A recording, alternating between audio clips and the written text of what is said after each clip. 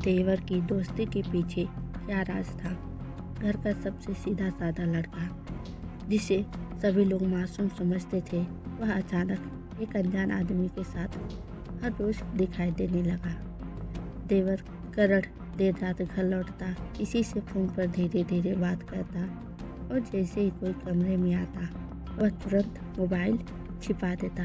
भाभी सोनिया को यह सब अजीब लगने लगा। एक रात उसने करण का पीछा किया, लेकिन जो उसने देखा उससे उसके पैरों तले जमीन खिसक गई।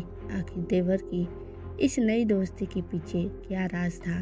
क्या करण किसी अपराधी गिरोह के साथ जुड़ गया था, या वह एक ऐसी खतरनाक साजिश को रोकने की कोशिश कर रहा था जिसके बारे में किसी को नहीं पता था। भोपाल के एक संयुक्त परिवार में बड़े भाई अमन, उनकी पत्नी सोनिया, छोटा भाई करण और माता पिता के साथ रहता था। करण पढ़ाई पूरी कर नौकरी की तलाश कर रहा था। कुछ महीनों से उनका व्यवहार बदल गया था। वह हर शाम एक खाली एसयूवी में बैठकर कहीं चला जाता था। घर लौटने पर किसी से बात नहीं करता।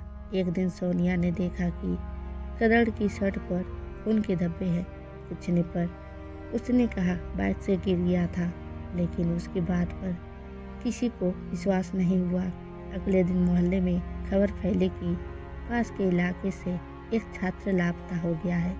सोनिया का शक और बढ़ गया। उसने एक रात चुपचाप करण का पीछा किया। करण शहर के पुराने गोदाम में पहुंचा। वहां कई संदिग्ध लोग मौजूद थे।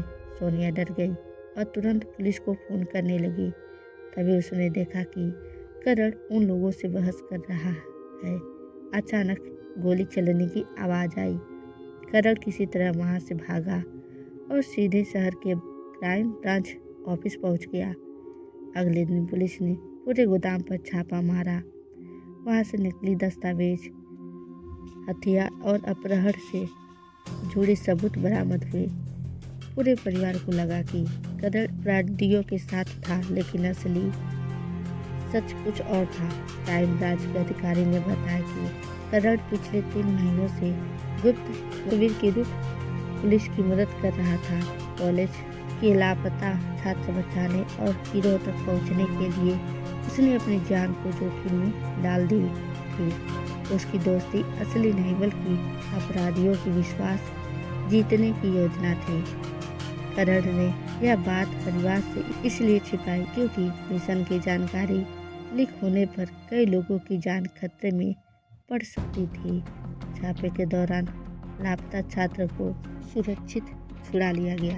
घर लौटने पर सोनिया की आंखों में आंसू थे।